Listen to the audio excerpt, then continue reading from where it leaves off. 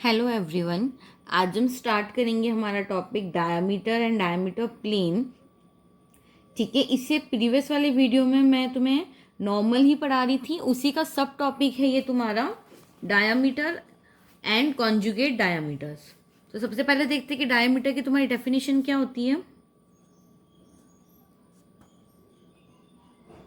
तो देखो, डायमीटर तुम्हारा क्या होता है, किसी भी कोनिकॉइड की बात करूं मैं अगर, तो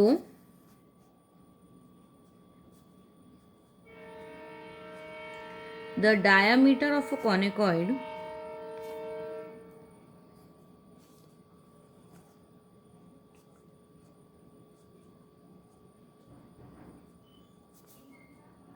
is a chord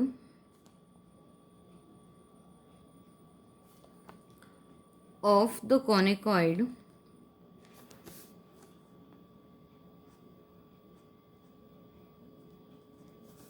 which passes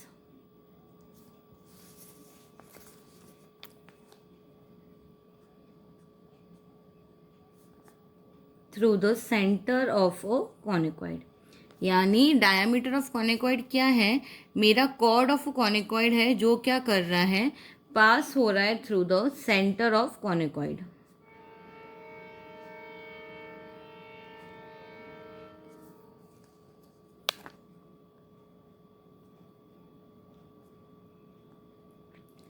definition clear हो गई कि किसी भी कॉनिकॉइड का वो कॉर्ड जो क्या हो रहा है सेंटर से पास होगा, वो मेरा क्या कहलाएगा, डायमीटर कहलाएगा किसी भी कॉर्ड के लिए। अब हम देखते हैं हमारा डायमेट्रल प्लेन क्या होता है। सेकंड टॉपिक है तुम्हारा, ये एक्चुअली डेफिनेशन है, ये इस सेशन में पूरा हम डेफिनेशन को ही डिस्कस करेंगे। ये जो सारी डेफिनेशन है तुम्हारी पार्ट ए में डायरेक्ट पूछता है ना। तो सबसे पहले तुम्हारा डायमीटर हो गया, फिर आएगा डायमेट्रिकल प्लेन। तो देखो, डायमेट्रिकल प्लेन तुम्हारा क्या होता है, the plane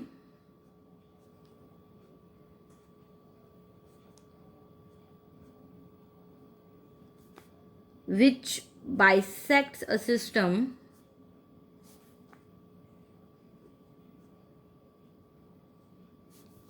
of a parallel chord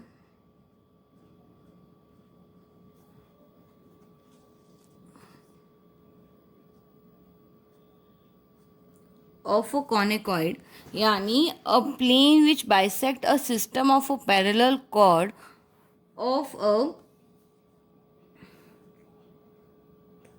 conoid is called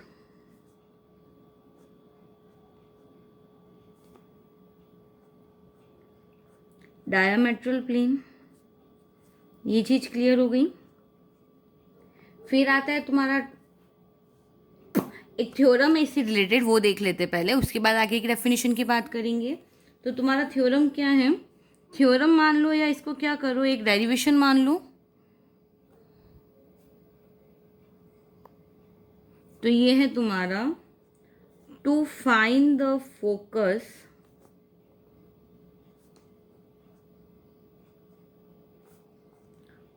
of the midpoint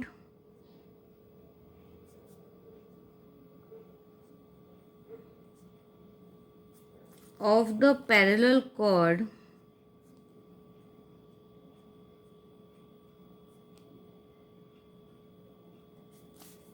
of an ellipsoid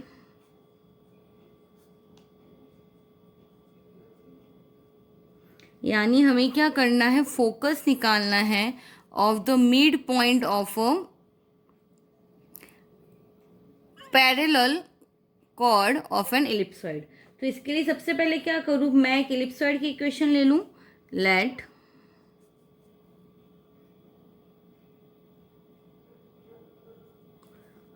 equation of ellipsoid B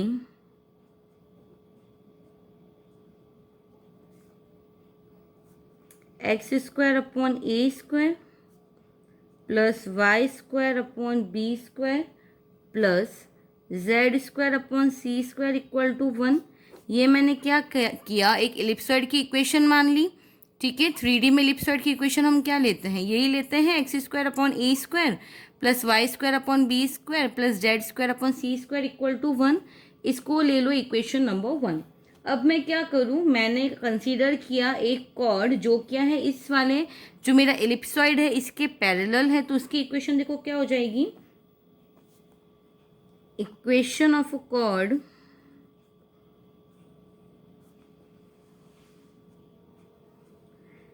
parallel to given ellipsoid, तो ये तुम्हारी हो जाएगी x upon L equal to y upon m equal to z upon N.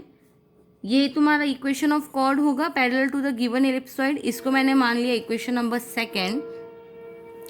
अब हम क्या करें, ये जो हमने इक्वेशन नंबर 2 मानी है ना, जो कि पैरेलल है मेरे गिवन एलिप्सॉइड के, इसके मैं मिड पॉइंट मान लूँ p equal to x1 y1 z1, तो क्या हो जाएगा, ये जो मेरा मिड पॉइंट है यहाँ से,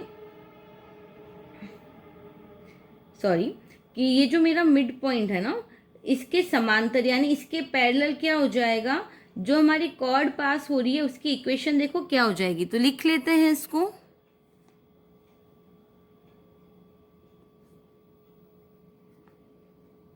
late chord parallel to ellipsoid, that is equation number 2, have coordinate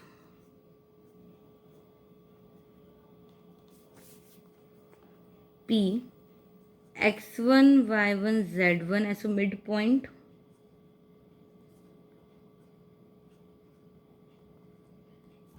so equation of a line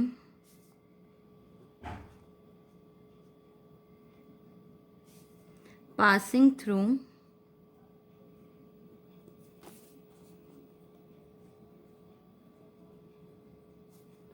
point P will be, तो देखो इससे पास होने वाली जो हमारी लाइन है उसकी इक्वेशन मेरे पास क्या हो जाएगी। इक्वेशन ऑफ लाइन मुझे पता है क्या होती है, x minus x1 upon L equal to y minus y1 upon m equal to z minus z1 upon n equal to r। इसको मैंने लेट कर लिया, इसको ले लो इक्वेशन नंबर 3। अब मैं क्या करूँ, इक्वेशन नंबर 3 के कोऑर्डिनेट्स निकाल लूँ, यानी एक्स वाई जेड की वैल्यू निकाल लूँ मैं। सो देखो एक्स वाई जेड की वैल्यू निकालने के लिए मैं क्या करूँगी, इस वाले टर्म को इस फोर्थ पार्ट से कंपेयर करूँगी। इसको नंबरिंग दे दो, first second third and fourth. So compare first and fourth, तो देखो जो फर्स्ट और फोर्थ को कंपेयर करोगे ना, तो तुम्हारे पास क्या हो जाएगा, x minus X one upon L equal to R आ जाएगा, यानी x minus X one equal to क्या हो जाएगा, आर एल, यानी x के कोऑर्डिनेट मुझे क्या मिल गए, L are plus x one. Similarly y के कोऑर्डिनेट्स मुझे क्या मिल जाएंगे, y के कोऑर्डिनेट्स के लिए मैं क्या करूँगी, सेकेंड वाले टर्म को फोर्थ वाले टर्म से कंपेयर कर लूँगी, तो y मेरे पास आ जाएगा m r plus y one, और थर्ड वाले को जब हम फोर्थ से कंपेयर करेंगे तो z की वैल्यू आ जाएगी मेरे पास N are plus Z one. तो ये एक्स वाई जेड मेरे पास क्या हो जाएंगे, ये मेरे पास कोऑर्डिनेट्स आ जाएंगे एट एनी पॉइंट। ये मतलब ये क्या है, किसी भी पॉइंट के कोऑर्डिनेट है ऑफ अ लाइन थर्ड, ठीक है। This is coordinate of any point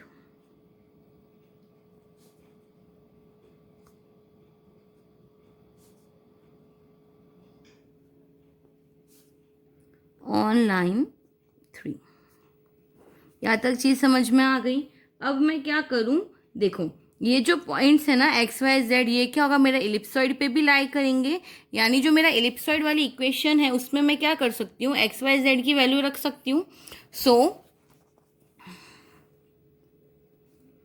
putting value of x y Z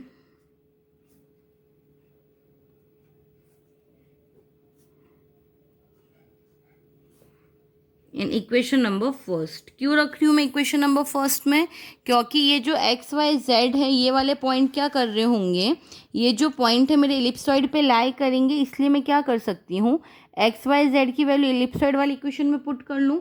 तो देखो इक्वेशन में पुट करोगे तो तुम्हारी इक्वेशन क्या बन जाएगी, x की जगह पे आ जाएगा l are plus x one square upon a square plus m r plus y one square upon B square plus n are plus Z one square upon C square equal to one. यहाँ तक बात समझ में आई। मैंने क्या किया, मैंने simply x y z की जो वैल्यू थी वो एलिप्सॉइड वाली इक्वेशन में रख ली। अब मैं क्या करूँ, इन ब्रैकेट्स को ओपन कर लूँ। तो इनको देखो, ब्रैकेट्स को ओपन करने पर मुझे क्या मिल जाएगा, ये हो जाएगा तुम्हारा l square r square plus x one square plus two l r x one upon a square plus m square r square plus y one square plus two m r y one upon B square plus n square r square plus Z one square plus two n r z one upon C square equal to one. यहाँ तक बात clear हुई। देखो इन सब term में क्या हो जाएगा, इंडिविजुअल, इन तीनों टर्म में इंडिविजुअल ए स्क्वायर का तुम्हारे पास डिवाइड आ जाएगा। सेकेंड वाले में देखो इंडिविजुअल बी स्क्वायर का डिवाइड है और थर्ड वाले में सी स्क्वायर का। अब मैं क्या करूँ, आर स्क्वायर वाले टर्म को सेपरेट कर लूँ, देन आर वाले टर्म को सेपरेट कर लूँ और जो बाकी जो मेरे पास टर्म बच जाते हैं उनको मैं एक साइड सेपरेट कर लूँ। तो देखो ऐसा करने पर सबसे पहले तो क्या करो, आर स्क्वायर कॉमन निकाल लूँ। तो देखो इस टर्म से जब हम आर स्क्वायर कॉमन निकालेंगे ना, तो ये मेरा क्या बन जाएगा, L square upon a square. इस वाले टर्म से अगर मैं आर स्क्वायर कॉमन निकालूंगी तो ये बन जाएगा m square upon B square, और इस वाले टर्म में से आर स्क्वायर कॉमन निकालूंगे तो एन स्क्वायर अपॉन सी स्क्वायर। यहाँ तक बात क्लियर हुई। देन मैं टू आर कॉमन निकाल लूँ, तो इस वाले टर्म में से देखो टू आर कॉमन निकालूंगी तो क्या बचेगा मेरे पास, L x one upon a square. ठीक है, सेकेंड वाले टर्म में से कॉमन निकाल लूँ तो ये तुम्हारा हो जाएगा M Y one upon B square plus N Z one upon सी स्क्वायर। फिर जो भी टर्म बच रहे हैं ना उसका एक ब्रैकेट बना लो। तो देखो इसमें से क्या बच रहा है मेरे पास, x one square upon a square बच रहा है, तो ये मेरा हो जाएगा x one square upon a square plus y one square upon B square plus Z one square upon C square equal to one. यहाँ तक चीज़ क्लियर है। मैंने सिंपली ब्रैकेट ओपन कर लिया। अच्छा ये देखो मेरा ये क्या है, ये मेरा क्वाड्रेटिक इक्वेशन के फॉर्म में आ गया। देखो इसको अगर कांस्टेंट लो तो A X square plus two X Y plus C square इस फॉर्म में है, यानी ये कहीं ना कहीं मेरा क्वाड्रेटिक इक्वेशन बन रहा है। सो इसको ले लो इक्वेशन नंबर फोर्थ। ठीक है, so equation number fourth represent quadratic equation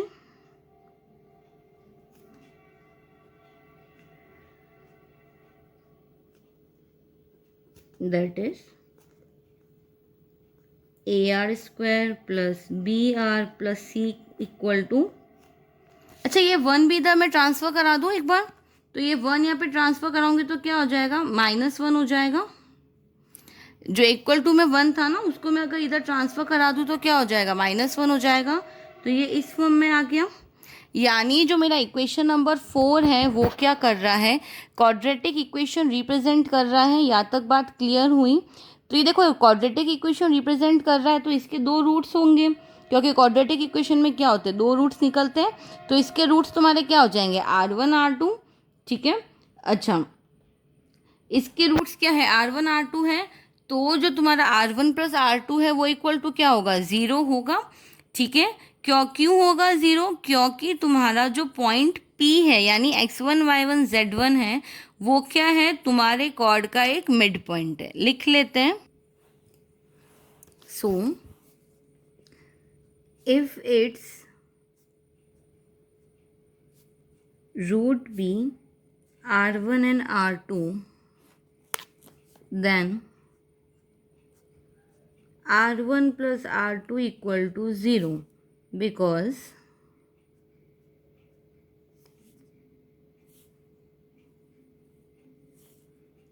P x1 y1 z1 is mid point of chord. यहाँ तक बात क्लियर हुई कि तुम्हारे R1 R2 क्या है, रूट्स हैं, और R1 plus R2 equal to 0 होगा, बिकॉज ये क्या है, जो तुम्हारा पॉइंट है P, वो क्या है, मिड पॉइंट है of a chord. Therefore Lx1 plus a square plus my1 upon b square plus nz1 upon c square equal to 0 होगा। ये चीज़ क्लियर हुई that Lx1 upon a square plus by1 upon b square plus nz1 upon c square equal to 0 होगा। Therefore locus of midpoint P x1 y1 z1 will be, तो देखो इसका locus मेरा क्या हो जाएगा, ये हो जाएगा Lx upon a square plus my upon B square plus nz upon C square equal to 0। और यही तुम्हारा रिक्वायर्ड इक्वेशन है। यानी देखो हमें क्या करना था, हमें फाइंड करना था locus of a mid point of a parallel chord of an ellipsoid. तो ये मेरा क्या है, required locus of a mid point P of a parallel chord of an ellipsoid. तो आई होप ये समझ में आ गया होगा। अब एक दो डेफिनेशंस है, हम उसको देख लेते हैं वापस। तो तुम्हारी डेफिनेशन आएगी of a conjugate diametral plane. इससे पहले मैंने डायमेट्रल प्लेन और डायमीटर की डेफिनेशन लिखवाई थी। अब हम पढ़ेंगे अबाउट कॉन्जुगेट डायमेट्रल प्लेन। अच्छा, कॉन्जुगेट डायमेट्रल प्लेन को हम हिंदी में क्या बोलेंगे, ये हो जाएगा तुम्हारा संयुग्मी। कॉन्जुगेट का मतलब क्या होता है, संयुग्मी व्यासंग समतल।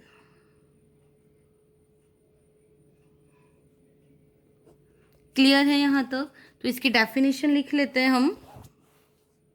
इसकी डेफिनेशन क्या हो जाएगी, that if 3 diametral plane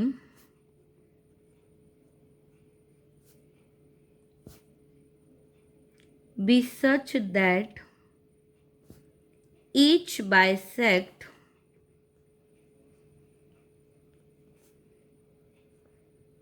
chords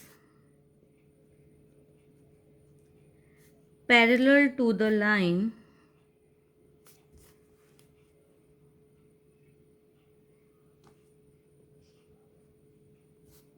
of intersection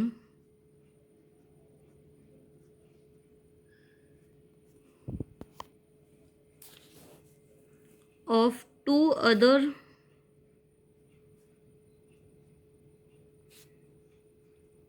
is called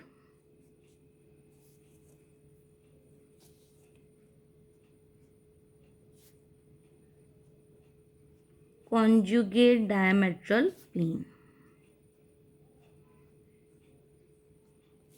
यानी ये चीज़ क्लियर हुई कि अगर तुम्हारा क्या है, 3 डायमेट्रल प्लेन है। किस तरीके से है वो डायमेट्रल प्लेन, कि जो तुम्हारा जो डायमेट्रल प्लेन है वो अगर बाइसेक्ट कर रहा है किसी कॉर्ड को, ठीक है, तो वो वाला डायमेट्रिकल प्लेन हमारा क्या होगा, पैरेलल होगा to the line of intersection of two other. यानी 3 डायमेट्रिकल प्लेन है, तो जो जो 2 डायमेट्रिकल प्लेन है उसका जो लाइन ऑफ इंटरसेक्शन है उसके पैरेलल जाएगी हमारी क्या चीज़, कॉर्ड, जो क्या होगी वो प्लेन जो क्या कर रहा होगा, बाइसेक्ट कर रहा होगा किसी भी कॉर्ड को। ये चीज़ क्लियर हुई। फिर हमारा आता है टर्म कॉन्जुगेट सेमी डायामीटर।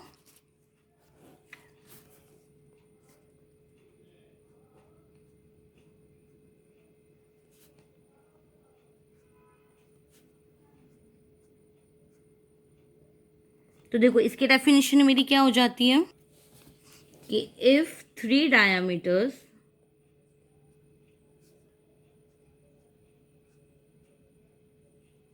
मैंने माना 3 डायमीटर है, ओ पी, ओ क्यू और ओ आर, है ना। तो अगर ये 3 डायमीटर किस तरीके से हैं कि जो इसका प्लेन पास हो रहा है किसी भी 2 डायमीटर से, वो क्या होगा, रेडियस होगा of the diameter of a third. तो वो डायमीटर्स मेरी क्या कहलाएगी, कॉन्जुगेट सेमी डायमीटर्स। लिख लेते हैं एक बार कि if three diameters P Q, O P O Q और O R such that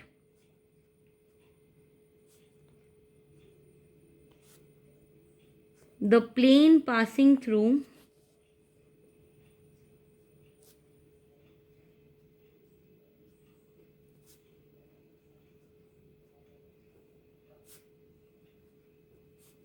any two radii, sorry अगर सेमी डायमीटर की बात कर रही हूँ तो क्या हो जाएगी मेरी, रेडियाई होगी, है ना।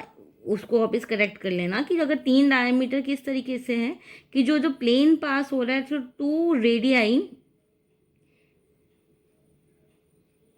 The plane of the third, the plane of diameter of a third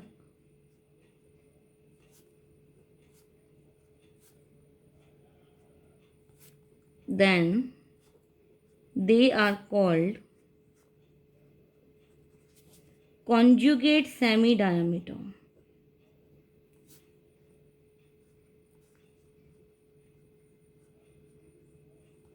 so I hope यहाँ तक सभी को समझ में आ गया होगा। इसके आगे का पार्ट में इससे नेक्स्ट वीडियो में कराऊंगी। Thank you so much.